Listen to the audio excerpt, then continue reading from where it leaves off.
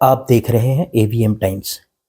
आज हम मौजूद हैं जो हमारे बीच में एक मशहूर कवयित्री सपना दत्ता जी, जिन्होंने जो एक नारी के व्यक्तित्व को एक नेतृत्व कर रही हैं और नारी शक्ति को एक उभरते हुए जो एक पहचान दे रही हैं, उनके लिए कुछ बात करते हैं आज इस इंटरव्यू के माध्यम से।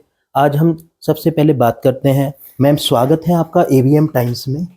धन्यवाद एवीएम टाइम्स का और सभी दर्शकों का बहुत बहुत धन्यवाद। मैम, जैसे जब मैं छठी कक्षा में थी तो हमारी नानी जी हमारे पड़ोस में रहती थी, तो वो छत पे थी और मेरी दादी जी भी छत पे थी। तब ये कविता लिखी थी कि ठंड गुलाबी धूप गुनगुनी, छत पर बैठी दादी नानी, करती बातें वही पुरानी। धूप सेकते कचरी पापड़, मन की बातें कहते आकर, मन करता बन जाऊं बच्ची, 2 रुपए में पतंग उलच्छी। क्योंकि अब मैं 6th में आ चुकी थी, 5वीं कक्षा मेरी छूट चुकी थी, तो पतंग उड़ाने की परमिशन मेरे से छीन ली गई थी जी। तो मेरा कष्ट उस कविता में निकला था जी। मन कहता बन जाऊं बच्ची, 2 रुपए में पतंग उलच्छी, लेकर आऊं खूब उड़ाऊं, नीले अंबर के सीने पर अपनी बातें लिख कर आऊं, मन की बातें लिख कर आऊं, ठंड गुलाबी धूप गुनगुनी। इसमें तो आपने अपना दर्द, जो पतंग छीनने का दर्द था, वो भी इसमें आपने ऐड कर दिया है। जी, बहुत अच्छा।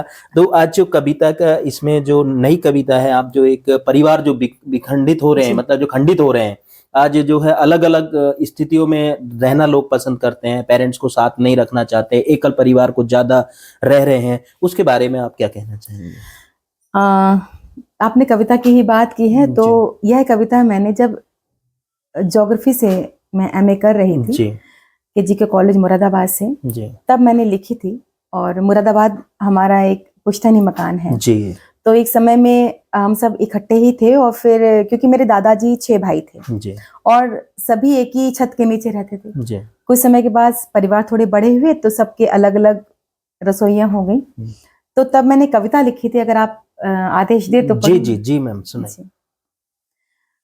कल जिया का श्राद्ध था, कल जिया के श्राद्ध पर दादी माँ तैयारी कर रही थी। कल जिया के श्राद्ध पर दादी माँ तैयारी कर रही थी, जिया की पसंद की सुगंध से हर रसोई भर रही थी जी। यहाँ पर मैं एक बात पूछना चाहूंगा, जो जिया है, तो थोड़ा अपने दर्शकों को जिया कौन है, ये जिया के बारे में कुछ। जिया मतलब हमारी परदादी। अच्छा, ये परदादी के श्राद्ध के बारे में बात जो चल रही है, तो मैं दर्शकों को बताता रहूंगा। जी मैम, बताइए। कल जिया के श्राद्ध पर दादी माँ तैयारी कर रही थी, जिया की पसंद की सुगंध से हर रसोई भर रही थी। दादी के देवर की पोती बोली जी। दादी के देवर की पोती बोली, जिया कौन थी जीजी बोलो। दादी के देवर की पोती बोली, जिया कौन थी जीजी बोलो, हम बच्चों की वो थी परदादी, अब तुम बाहर जाकर खेलो जी। वो उस बच्ची का नाम आयशी है, आज वो भी माँ बन चुकी है जिसने प्रश्न किया था, मेरी कजिन जी। तो इसमें कविता में आपने अपने परिवार का सार, जो रियल सच की कविता ये जो है आपने लिख डाली जी। जी। दादी के देवर की पोती बोली, जिया कौन थी जीजी बोलो, हम बच्चों की वो थी परदादी, अब तुम बाहर जाकर खेलो। पर ठहरी वो उसकी चपलता कहीं विलुप्त होने लगी, पर ठहरी वो उसकी चपलता कहीं विलुप्त होने लगी, एक सोच उसके नैनों में कई सवाल पिरोने लगी, एक सोच उसके नैनों में कई सवाल पिरोने लगी। बोली नादान जीजी लेकिन जिया तो अब मर गई जी। बोली नादान जीजी लेकिन जिया तो अब मर गई, हमारे साथ नहीं रहती वो, भगवान जी के घर गई जी। बोली नादान जीजी लेकिन जिया अब तो मर गई, हमारे साथ नहीं रहती वो, भगवान जी के घर गई, तो उनकी पसंद का खाना सारे घर में क्यों बनाए जी। तो उनकी पसंद का खाना सारे घर में क्यों बनाए, क्यों खुद भूखे रहकर कौवे कुत्ते गाय को खिलाए जी।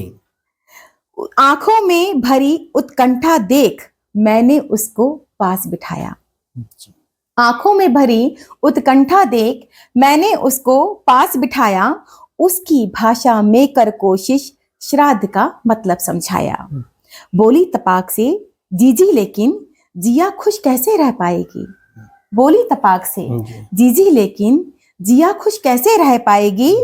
इतने घरों में खाकर खाना वो तो फिर से मर जाएगी। जी जी, बहुत अच्छे। इतने घरों में खाकर खाना जी। वो तो फिर से मर जाएगी। जी तभी चाची की सुन पुकार वो आई कहकर दौड़ गई। जी तभी चाची की सुन पुकार वो आई कहकर दौड़ गई। मेरा अंतर मन हिलाकर मुझे अकेला छोड़ छोड़। गई। जिया मरी थी उसी दिन मुझको हाय तभी एहसास हुआ।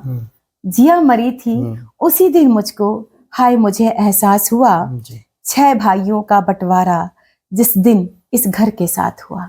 जी, बहुत अच्छे, बहुत अच्छे। जो बेटे पोते ना जान सके वो इस बच्ची ने जान लिया। जो बेटे पोते ना जान सके वो इस बच्ची ने जान लिया। जिया के मन की पीड़ा को शायद इसने पहचान लिया। मन ने कहा क्यों ना श्राद्ध को सच्चे अर्थों में मनाएं। मन ने कहा क्यों ना श्राद्ध को सच्चे अर्थों में मनाएं। उनकी पसंद के भोजन के संग भाई बहनों में भी प्रेम बढ़ाएं। जी बीती ताही बिसार के मन में, बीती ताही बिसार के मन में छोटे छोटे निज स्वार्थ तजें। जी बीती ताही बिसार के मन में छोटे छोटे निज स्वार्थ तजें। जिनके कारण हम हैं धरती पर, जी जिनके कारण हम हैं धरती पर, उनका मन से सम्मान करें। जी तर्पण अर्पण करे जब मन से, जी तर्पण अर्पण करे जब मन से, तभी पूर्ण यह श्राद्ध होगा। तर्पण अर्पण करे जब मन से, तभी पूर्ण यह श्राद्ध होगा। पितृपक्ष पर उन पितरों का तब तृप्ति का एहसास होगा। पितृपक्ष पर उन पितरों को तब तृप्ति का एहसास होगा।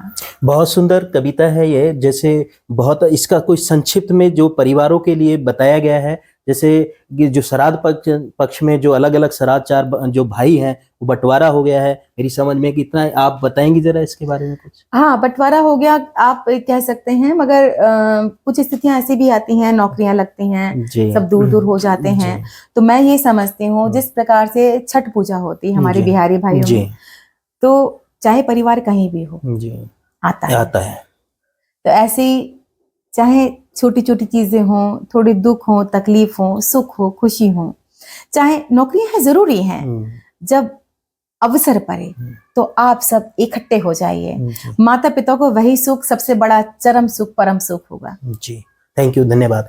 तो जैसे कि ये श्राद्ध पक्ष या परिवारों के जो विखंडन आज हो रहे हैं, हमारी एक मुहिम है। हम चाहते हैं कि जो परिवार विखंडित सारे संयुक्त परिवार बनकर के रहें, जिससे संयुक्त परिवार रहेंगे जितने ज़्यादा जो आज समाज में हो रही फैल रही कुरीतियाँ कम हो सकती हैं। और ऐसे लोगों के लिए जो सपना दत्ता जी ने जो हमारे बीच बैठे हुए हैं, उन्होंने बहुत अच्छी कविता के माध्यम से जो लाइनों में बताया है, एक एक दर्द, एक एक उनका जो बात है जो जीवन में घटने वाली है, वो पूरी कहानी को इन्होंने बहुत अच्छी तरह से एक शब्दों के एक वर्डों से पिरोया है, जो माला एक मोती की माला की तरह पिरो दिया है।